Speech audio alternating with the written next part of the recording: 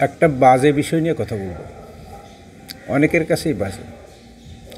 সেটা পরিবেশ, এনভায়রনমেন্ট। দেখুন, আমি বিশেষজ্ঞ নই, কিন্তু বিশেষ অজ্ঞও নই। পরিবেশ সম্পর্কে একটু ধ্যান ধারণা আছে, পরিবেশের প্রয়োজনীয়তা বুঝি, সুতরাং এ ব্যাপারে কথা বলতে পারি। আপনার যদি সময় থাকে আমার আলোচনার সঙ্গে একটু থাকুন। আমি যদি ভুল বলি সেটা ধরিয়ে দেবেন, যদি ভুল না বলি তাহলে উৎসাহিত করবেন। ব্যাপারটা হচ্ছে, আমাদের একজন কবি বলে গেছিলেন, সুকান্ত ভট্টাচার্য, এই পৃথিবীটা শিশুর বাসযোগ্য করে দিতে হবে, করে যাবে, প্রতিজ্ঞা, শিশুর বাসযোগ্য করে যাব আমি। তা আমরা সেই শিশুর বাসযোগ্য করার কথা ভাবছি।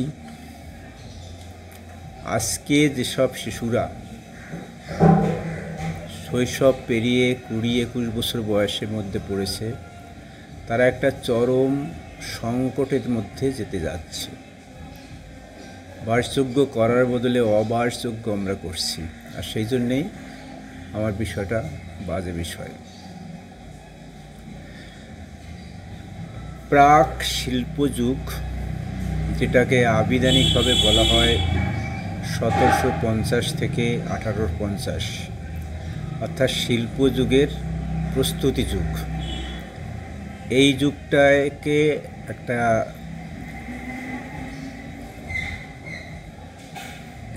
একটা কি বলে,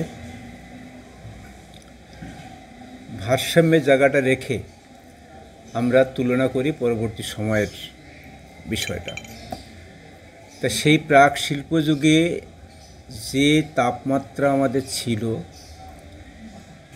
সারা পৃথিবীর বিজ্ঞানীগণ, রাষ্ট্রনায়কেরা সিদ্ধান্ত নিল যে সেইটাকে 1.5 ডিগ্রি সেলসিয়াসের মধ্যে ধরে রাখতে হবে, সেটা বাড়তে দেওয়া যাবে না।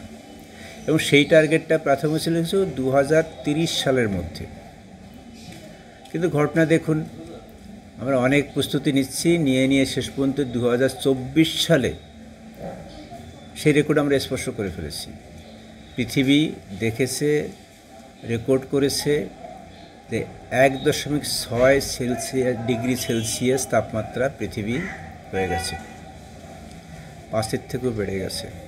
আর সেইটা একটা বছরের হিসাব, সাধারণত পরিবেশের হিসাব তো 15-20 বছর না হলে হয় না, একটা গড় আসে না। কিন্তু গড় যে আসবে না, ধীরে ধীরে তো কমছে না, বাড়ছে।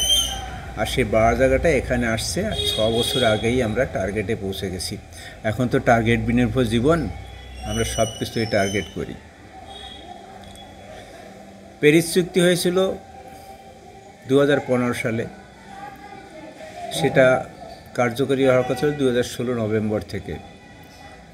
সমস্ত পৃথিবীর রাষ্ট্রনায়করা যারা চুক্তিতে সই করেছিল, তারা বলেছিল এই তাপমাত্রা, বিশ্ব উষ্ণায়ন কমাবার জন্য আমাদের এটা করতে হবে।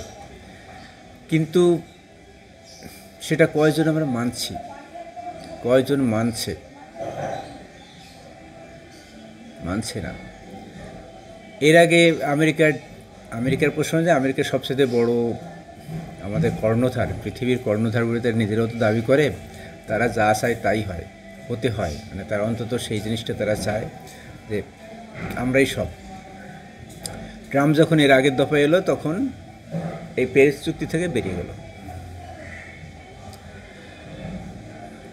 আবার তিনি এসছেন, তিনি এসে কী করেছেন, এই সম্প্রতি কয়েকদিনের মধ্যে একটা নতুন আইন বা অর্ডার পাশ করেছেন, যেটা হচ্ছে যে আমেরিকায় বনাঞ্চল কেটে সাফ করা যাবে সভ্যতার জন্যে, অর্থাৎ নগর উন্নয়নের জন্যে, কলকারখানার জন্যে বন কেটে সাফ করা যাবে। ঠিক উল্টো, যেটা পরিবেশবিদরা, বিজ্ঞানীরা চাইছে না, যার জন্যে প্যারিস কনভেনশন হলো, সেটা ঠিক উল্টো, যে রক্ষা নয়, ধ্বংস করো। তাদের কাছে যদি কিছু হবে না, পৃথিবীর যথেষ্ট আছে, সে সামলে নেবে। সুতরাং পরিবেশ আমাদের ওটা নিয়ে না ভাবলেও চলবে। ট্রাম্প একজন কি বলে স্বৈরাচারী শাসক, দাম্ভিক, বা আমরা বলি দক্ষিণপন্থী শাসক। আর এই দক্ষিণপন্থী শাসকের রমরমা এখন সারা পৃথিবী জুড়ে।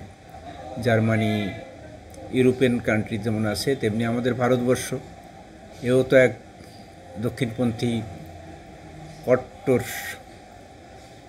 মানুষের হাতে পড়েছে, যে শুধু ধর্ম নিয়ে আলোচনা করছে, যে শুধু অর্থনীতি চাইছে, যে আমরা 2040 বা 50 সালে মোটামুটি কোথায় তৃতীয় বা প্রথম হয়ে যাব, রাষ্ট্র হব অর্থনৈতিকভাবে। তার জন্য যে বলি, জঙ্গলের পর জঙ্গল বলি দেওয়া হচ্ছে।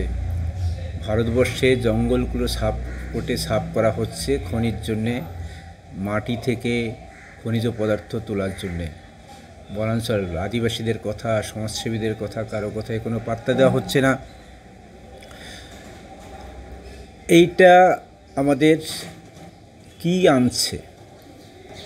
আমরা কয়েক বছর ধরে কী দেখতে পাচ্ছি? মরুভূমিতে বন্যা হচ্ছে।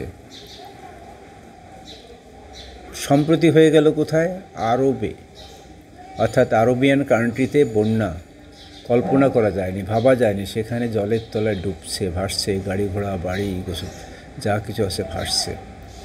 বন্যা আছে পৃথিবীর যত্রতত্র, ঝঞ্ঝায়, বন্যায়, ধ্বংসে, হিমালয়ে যে বিপর্যয়গুলো ঘটছে, এগুলো ঘটছে পরিবেশের মধ্যে অনেকাংশে দায়ী।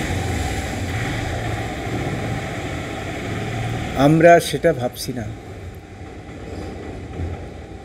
এই যে দাম্ভিকতা, এই যে পরিবেশের থেকে সরে আসা, এই সরে আসা আমাদের বিনাশের একটা অন্যতম কারণ হয়ে দাঁড়িয়েছে। আমরা জানি, আপনিও জানেন, নাসা যে ভবিষ্যৎবাণী করেছে, বিজ্ঞানী হকিংস বেঁচে থাকতে যে ভবিষ্যৎবাণী করেছিল, কী করেছিল? 2000 সালে বলেছিলেন যে 100 বছরের মধ্যে এ পৃথিবী আর মানুষের বাসযোগ্য বা কোনো প্রাণীর বাসযোগ্য থাকবে না। সেটা এখন কিছুদিন আগেও, 1 বছর আগেও নাসা বলেছে। আর 80 বছর, 70 থেকে 80 বছর যদি তাই হয়, তাহলে আমাদের যে প্রজন্ম এখন 19, 20, 21 বছর বয়স, তারা অত্যন্ত কঠিন সময়ের মধ্যে যেতে যাচ্ছে। এই যে তাপমাত্রা বেড়ে গেল 1.50 সেলসিয়াস এর মধ্যে থেকে ছাড়িয়ে যাচ্ছে, এই যদি এমনি করে ছাড়িয়ে যদি থাকে, তাহলে পৃথিবী আর প্রাণীর জন্যে, কোনো ধরনের প্রাণী, সে গাছপালা, সব কিছুর বাসযোগ্য থাকবে না। সে একটা বিপদের মধ্যে পড়বে। এমনিই তো মানুষ একটা বিপন্ন প্রজাতি, মানুষের কোনো বংশধর নেই।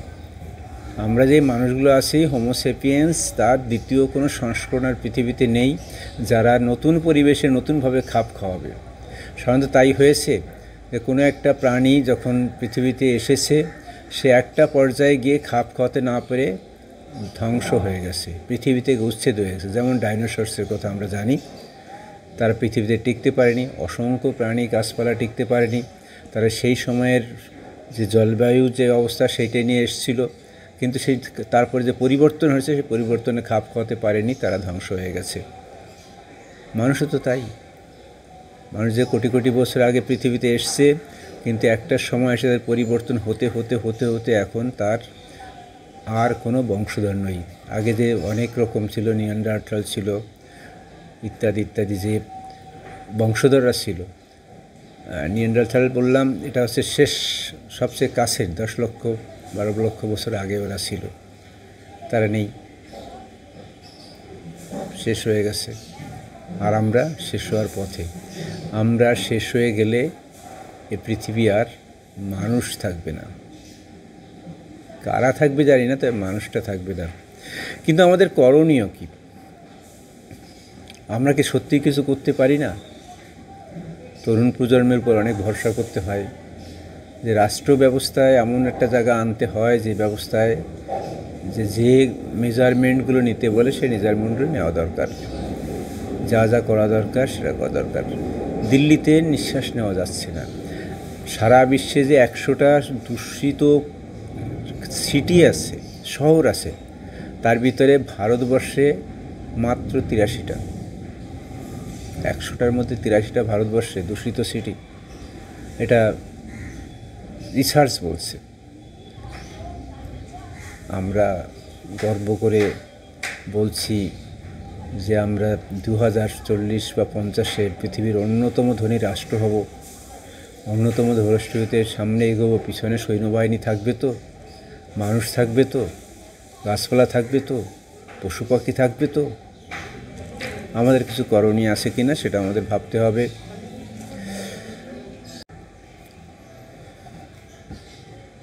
দেখুন, আপাতভাবে মনে হতে পারে আমাদের কিছুই করণীয় নেই, কিন্তু আমাদের নেই তো সমগ্রতা।